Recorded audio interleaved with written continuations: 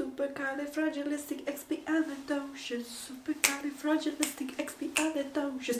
Supercalifragilisticexpialidocious. Zaczynamy!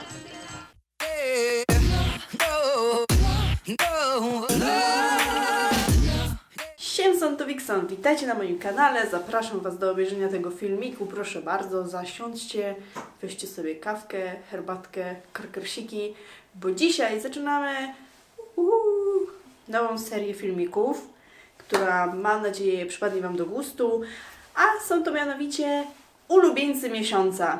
Sama bardzo lubię ten format, gdzie ludzie pokazują swoje perełki, swoje wyselekcjonowane, ulubieńsze rzeczy, zdarzenia kulturowe i wiecie, różne rzeczy, bo z tego się można całkiem sporo dowiedzieć.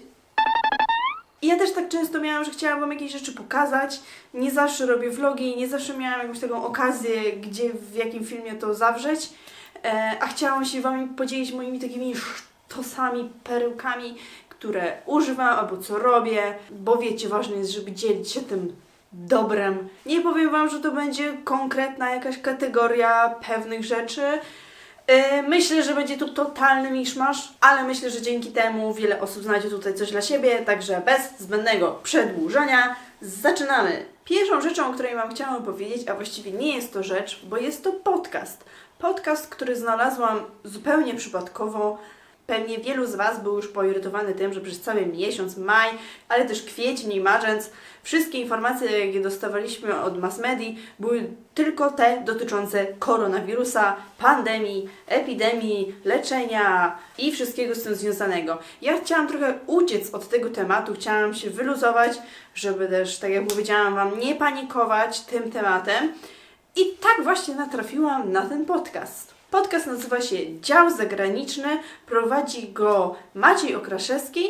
I teraz o czym jest ten podcast? Podcast porusza tematy takie geograficzne, kulturowe, społeczne, okołopolityczne państw z kontynentów Azji, Afryki i Ameryki Południowej.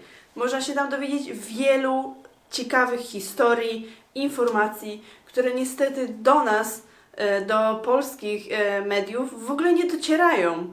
I ciężko je po prostu znaleźć. Jeżeli interesujecie się geografią, podróżami, innymi krajami, jakimiś problemami społecznymi, myślę, że ten podcast na pewno z Was zainteresuje. Autor aktualnie prowadzi takie właśnie historie i omówienie pewnych problemów. Autor podcastu robi też wywiady z osobami specjalizującymi się w wiedzę na temat danego kraju. Także jeżeli chcecie oderwać trochę się od tego całego szumu związanego koronawirusem, ale posłuchać też ciekawych i wartościowych informacji i się czegoś dowiedzieć, to serdecznie Was zapraszam na ten podcast. Na przykład jeden z ostatnich odcinków tego podcastu był o tematyce reggaetonu, o jego historii. Zahaczył też trochę o historię dancehallu, który jest bliski mojemu sercu. Dlatego też uważam, że naprawdę wiele osób znajdzie coś interesującego w tym podcaście. Podcast jest do słuchania na platformie Spotify, tak jak już wcześniej powiedziałam, i jest również do zobaczenia na YouTubie. Linki dam Wam na dole. Ja jeszcze tak nawiasem powiem, że lubię słuchać podcastów, kiedy na przykład rozciągam się, robię jedzenie albo sprzątam mieszkanie, bo jest to fajna forma, bo jesteśmy po prostu zajęci fizycznie, a jednocześnie możemy też sobie przyswajać wiedzę, więc to jest takie win-win.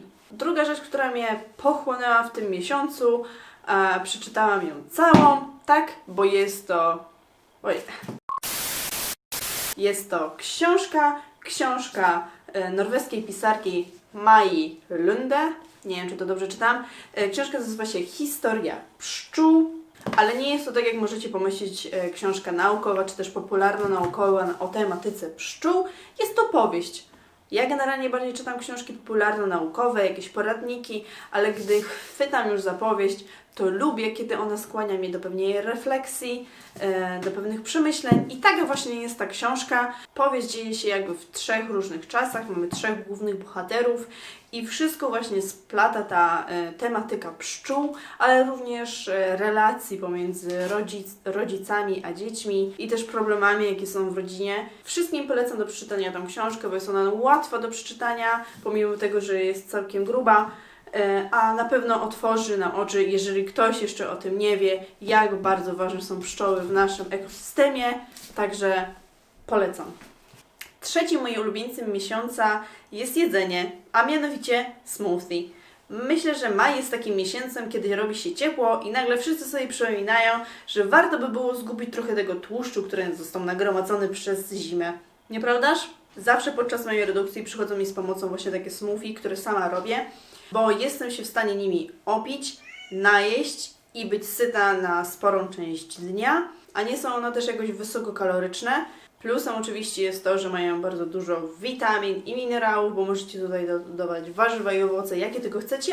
I są też orzeźwiające, a jak już wspomniałam, maj, a później czerwiec i generalnie miesiące letnie są takie, że nie za bardzo nam chce się jeść, bo jest na przykład bardzo gorąco i właśnie z pomocą przychodzą takie smoothie, które są zimne i orzeźwiające, a jednocześnie się czegoś najemy.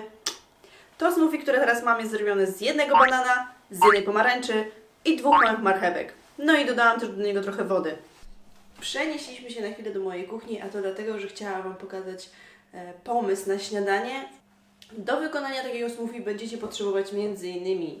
płatki owsiane, odżywkę białkową, jakiś tłuszcz. Ja mam tutaj akurat masło orzechowe, które bardzo lubię. Jeżeli nie lubicie masła orzechowego, możecie dodać wiórki kokosowe. Możecie dodać nawet awokado, jeżeli chcecie. Mam tutaj owoce. Ja mam tutaj banana i mam borówki. Możecie dodać jakikolwiek tego chcecie owoc. Mogą to być też mrożone owoce na przykład. No i mam tutaj mleko owsiane, którym rozrzedzę moje trochę smoothie. Może to być woda, może to być zwykłe mleko, co chcecie. Ja po prostu często lubię dodawać to mleko owsiane. No i najważniejsze, czyli potrzebujemy blendera. I teraz czas, żeby to wszystko zblendować. Wszystkie składniki mam już dodane do mojego blendera, pozostało mi już tylko to wszystko zblendować. I tak właśnie wygląda pełnowartościowy posiłek, ponieważ ma i białko, i ma węglowodany, i tłuszcze. Także to jest świetny pomysł dla wszystkich, którzy mówią, że nie lubią jeść rano śniadań, albo mówią, że nie mają czasu na śniadanie. Ja też lubię długo spać. Nie lubię rano marnować czasu, dlatego takie śniadanie jest świetne, bo możecie je wziąć w drogę i właśnie w czasie, kiedy jedziecie do pracy, możecie na przykład takie śniadanie sobie wypić, bo pamiętajcie, że śniadanie to jest najważniejszy posiłek w ciągu naszego dnia. Tak się prezentuje smoothie po zblendowaniu. Pozostaje mi tylko przelać go do szklanki i wypić moje śniadanko. Jak już jesteśmy przy takiej tematyce prozdrowotnej, to chciałam Wam pokazać mojego 4. ulubieńca, którym jest body wrapping. Body wrapping jest popularnym zabiegiem kosmetycznym, który możecie wykonać w swoim domu za pomocą zwykłej folii spożywczej. Tak, body wrapping jest to owijanie folią swojego ciała.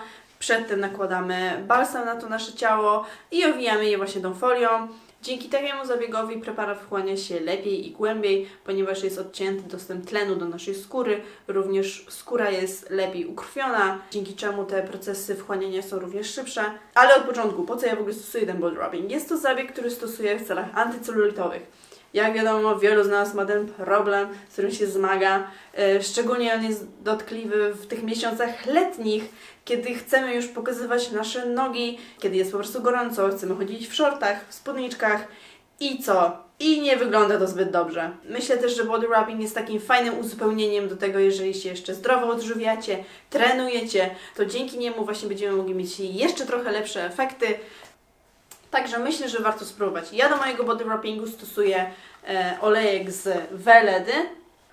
Olejek ten ma taki cytrusowy, drzewny, brzozowy zapach.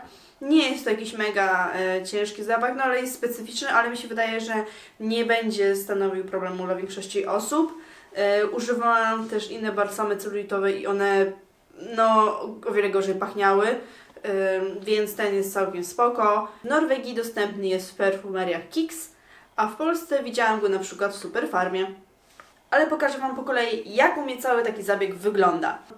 No więc zaczynam od tego, że biorę prysznic i stosuję peeling. Jednym z dobrych peelingów antycelulitowych jest taki na bazie kawy, który możecie też wykonać same. Na internecie na pewno znajdziecie masę różnych przepisów na ten właśnie peeling. Ja mam aktualnie takie 2 peelingi, skorzystam z tego. Jest to peeling cukrowy z mango, gruboziarnisty. Ja właśnie takie lubię peelingi. Pamiętajcie, że taki masaż wykonujemy od dołu do góry naszego ciała, tak żeby idealnie pobudzić nasz układ limfatyczny.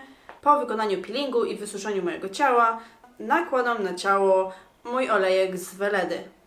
Przed samym owijaniem się folią lubię jeszcze pomasować się właśnie taką rolką do masażu, którą myślę, że możecie znaleźć w każdej aptece, czy też po prostu w Rossmanie albo w Superfarmie. Dzięki takiemu masażowi nasz układ krwionośny będzie jeszcze bardziej pobudzony, a poza tym taki tłuszcz celulitowy bardzo nie lubi, jak się go tak właśnie rozbija i gniecie. No dobra, skończyliśmy z rozbijaniem naszego celulitu i przechodzimy do owijania się foliką. Pamiętajcie, żeby nie owijać się zbyt mocno, nie napinajcie tej folii za bardzo, tak żebyście nie czuły jakiegoś napięcia skóry, bo nie o to w tym chodzi. Macie być po prostu owinięte. Najlepiej jest po prostu posiedzieć gdzieś w ciepełku, żeby ten efekt rozgrzania był jeszcze większy. Tak mniej więcej wygląda ten zabieg. Po godzinie możecie już zdjąć folię. Ja jeszcze lubię wmasować sobie delikatnie te pozostałości olejku, które czuję na ciele. I co? I to by było na tyle. Ostatni, 5. ulubieniec tego miesiąca jest to ten mały gagatek, a jest to maskara firmy Kat Von D, która nazywa się Go Big or Go Home. Ja mam taką małą formę tej maskary, dlatego że kupiłam ją w zestawie z innymi produktami tej firmy. Fajna, mała próbka będzie dobra do testowania, czy to się w ogóle nada, czy nie. No i muszę Wam powiedzieć, że jest wspaniała ta maskara. Ja mam cerę tłustą, przetłuszczającą się i przez to wiele masker po prostu ze mnie spływa. Nic nie robię, a i tak często mam po prostu czarny zakola i wyglądam jak panda. Ta maskara mi tego nie robi, pomimo tego, że szczotkę, właśnie tu muszę Wam powiedzieć, bo szczotka jest naprawdę całkiem gruba, więc wiem, że nie wszyscy lubią takie szczotki. Ta maskara nie zrobi z Waszych rzęs takiego naturalnego, dziennego looku. Jest to maskara, która Wam pogrubi i wydłuży rzęsy i będzie to widać. Mi się akurat taki efekt podoba, szczególnie jak chcę mieć wyraźne rzęsy, a niekoniecznie chce mi się za każdym razem używać na przykład sztuczny rzęs, żeby faktycznie te rzęsy były po prostu ogromne, to ta maskara daje sobie radę. Mam inne jakieś maskary, ale przez cały miesiąc to głównie po nią sięgałam, bo jest naprawdę świetna i myślę, że jak mi się ten mały tutaj przyjaciel skończy, to na pewno kupię pełnowymiarową wersję, bo jest po prostu cudo. I to by było na tyle, jeżeli chodzi o ulubieńców tego miesiąca. Mam nadzieję, że ten format Wam się spodoba. Napiszcie mi w komentarzach, czy może o jakiejś z tych rzeczy już wiedzieliście i korzystaliście. Pamiętajcie też, żeby zasubskrybować mój kanał i kliknąć dzwoneczek, żeby być na bieżąco z moimi filmikami na moim kanale. Trzymajcie się do następnego filmiku, bądźcie zdrowi. Ja już właśnie kończę moje smoothie. No to cześć, buziaczki, pa pa!